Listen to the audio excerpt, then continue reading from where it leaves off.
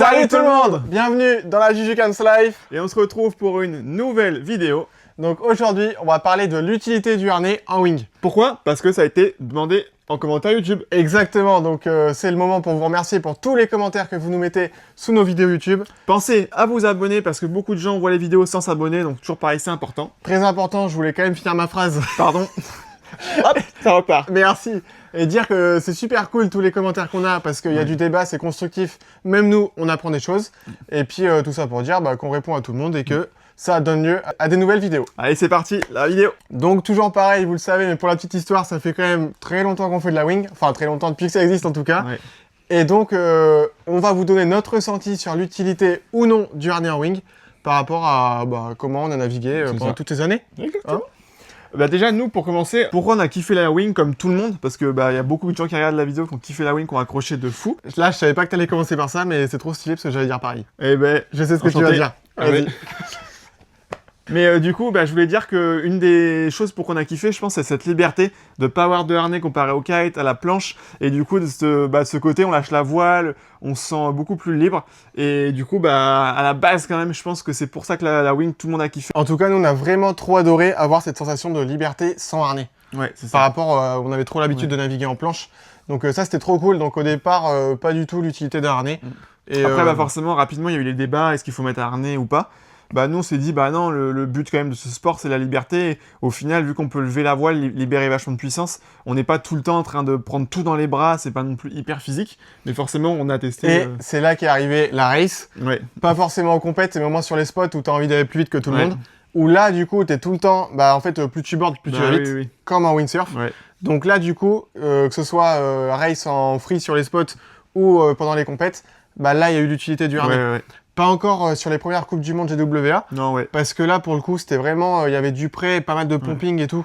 Donc, en fait, on alternait souvent qu'il n'y avait même pas presque le temps de mettre un harnais. Non, pas trop, c'était hyper court. Mais en tout cas, sur les nouveaux formats de type classique ou longue distance de race, là, c'était carrément obligatoire de mettre un harnais parce que tu es tout le temps contracté à fond, quoi. Non, puis après, il y a eu forcément les marques qui sont toujours dans le développement pour vendre des nouveaux produits. Donc, elles sont fait des harnais spéciaux pour la wing. Et c'est vraiment juste une sangle avec une petite boucle à mettre autour de la taille.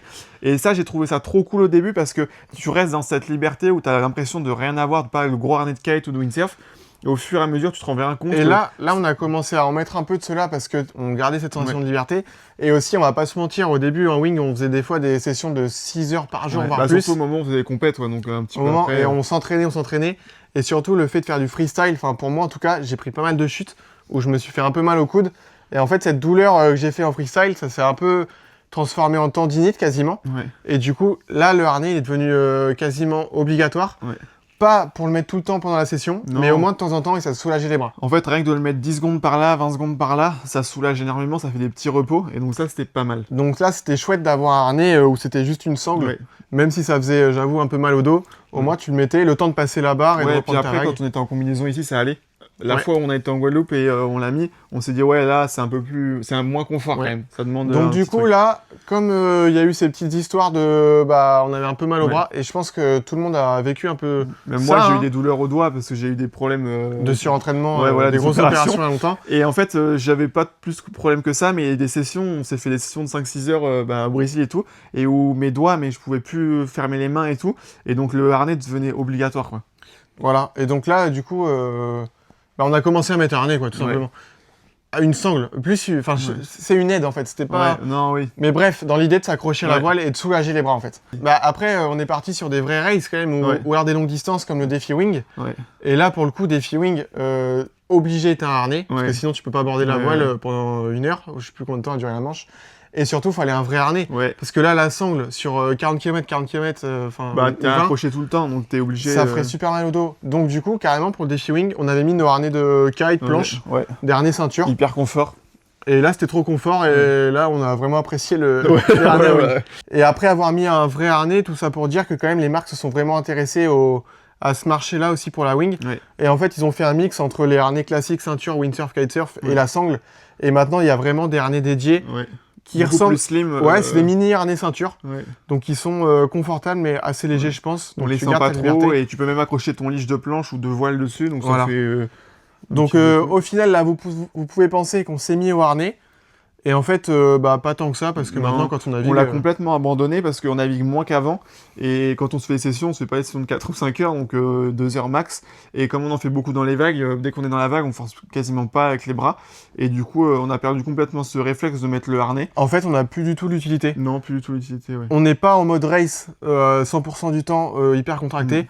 Nous, en gros, ce qu'on fait, c'est qu'on passe la barre. On se fait quelques sauts, donc en plus, on est hyper réactif, donc voilà, on n'a pas le temps de s'accrocher. Exactement, des bagues, des fentes. Et après, on tourne. Et après, on reprend la vague, et dans la vague, on se sert quasiment pas de la voile. Non. Ou même si on s'en sert, oui, ce serait pas au harnais. On n'a pas de traction. Donc en fait, on a fait pas de harnais parce qu'on aimait bien la liberté. Là, on a commencé à beaucoup naviguer. Ouais. On avait besoin de se soulager les bras, en fait. Mais on aimait bien ce côté sangle parce que le harnais, c'était hyper encombrant quand même. Le gros harnais de windsurf pour faire des figures freestyle. Et après, on a eu le harnais vraiment, mais juste pour les grosses longues distances. Le défi wind et quelques races. Et après, là, on est revenu on est en vrai sur des sessions plus courtes. Ouais. Donc en fait, on n'a plus du tout cette utilité. Mais après, on n'est pas fermé, pour le discours qu'on a, à vous dire ne mettez pas, il n'y a pas d'utilité, parce que quand on fait des sessions de freeride tranquille, qu'on fait pas des sauts tout le temps à se décrocher, à pomper, je comprends qu'une petite aide comme ça, ça soulage les bras en fait. C'est vachement cool. Et n'empêche, tu le mets juste 30 secondes de temps en temps, et ça se trouve, tu auras fait la moitié de ta session accroché au harnais. Je trouve que c'est vraiment pas obligatoire. Parce qu'il n'y a pas... c'est pas non plus hyper physique. Quand on navigue en freeride, je parle, t'enlèves beaucoup de puissance et tout ça. Mais après, si tu veux te soulager les bras, ou race, tu peux y aller, tu peux le mettre. Race, quasiment obligatoire. Obligatoire. Parce que là, ou alors, t'es The Rock. Ouais. C'est chaud, là. Mais voilà notre petit ressenti sur le harnais ou pas en wingfoil. C'est une réponse assez simple qu'on donne et basique sur notre ressenti. Comme d'hab, on dit un peu notre histoire. On nous a demandé, on répond, et comme ça, vous pouvez vous faire votre propre avis. Ouais. Et dites-nous en commentaire, c'est hyper important. Pourquoi vous utilisez le harnais, pourquoi vous voulez pas l'utiliser. Et il y a peut-être, je sais pas moi, d'autres raisons qui font que vous l'utilisez. Et pensez aussi à nous dire ce que vous voudriez qu'on traite comme sujet, ce qu'on vous dise sur notre histoire, notre expérience. Et ça peut être bien chouette dans une autre vidéo. Voilà. Et pensez à mettre le gros pouce en l'air si vous avez kiffé la vidéo. Et à vous abonner à la chaîne, mettre la cloche. Ça soutient vraiment beaucoup la chaîne. Et après, Jules, qu'est-ce qu'on fait? Si vous n'êtes pas inspiré pour les commentaires, mettez au moins un double chacun. Ça fait toujours un commentaire et ça nous aide pour le référencement. C'est hyper important. C'est trop important. Et on se retrouve pour une nouvelle vidéo bientôt. Allez, ciao. Vas-y. C'est Juju qui parle. Test, Mike. C'est le harnais aujourd'hui. Ah, je croyais que c'était Jojo Fantasy. On aurait dit, ouais. Allez, ça part.